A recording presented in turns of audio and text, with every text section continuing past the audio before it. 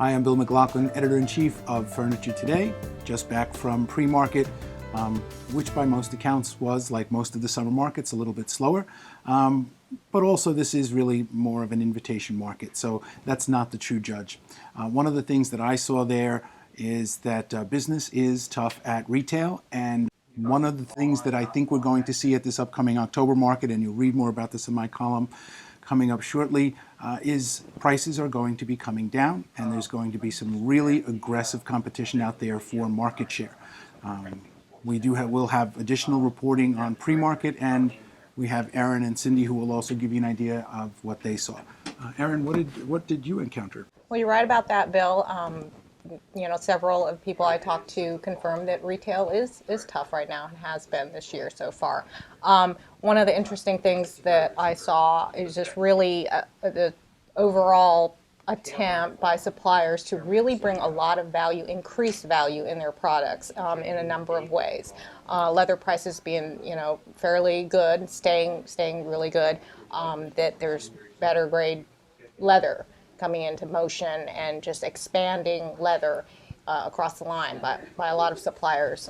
Also bringing more functionality in. Power headrest, of course, is staying strong, and more suppliers are bringing that into their lines. And speed to market, concentrating on increasing that value by getting products to the stores as quickly as possible. I mean, I talked to some people down to 21 days domestic, and then for importers, getting that down to 5 weeks, 4 weeks as well. So really increasing value wherever they can, and hitting key price points at the same time.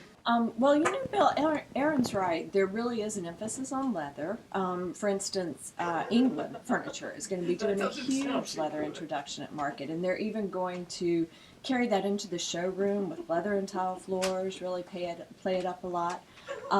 Bassett, for instance, they're expanding, and they've been really good at quick delivery for a while. So now they are going to introduce an entirely new style aesthetic, which goes along with really the casual, relaxed vibe that everybody's taking to the consumer market. They're doing a 100% feather program, custom upholstery. So I think they're going to have a lot of interest in that.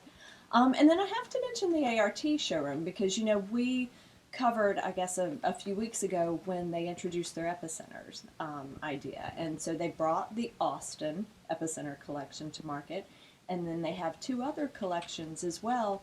One that's a scale story, and then another one that is a value proposition. So I think, yes, the dealers are trying to hit the value, but they're also adding new looks that are actually going to get the buyers excited about what they can take. ART has some very different looks for them at this market. They are a very different company. They absolutely do. And, the two new collections, one is more of an urban focus, and then one is, I have to say this because I love this term, one of the case pieces that they talk about is a chesser, which is a chest and a dresser, of course, but it's really geared toward urban, small space. So I think a lot of dealers are doing interesting things, or a lot of suppliers are doing interesting things this time around. That wraps us up for this week's edition of Frontline Friday. Till next week, I'm Bill McLoughlin with Furniture Today, wishing you good business.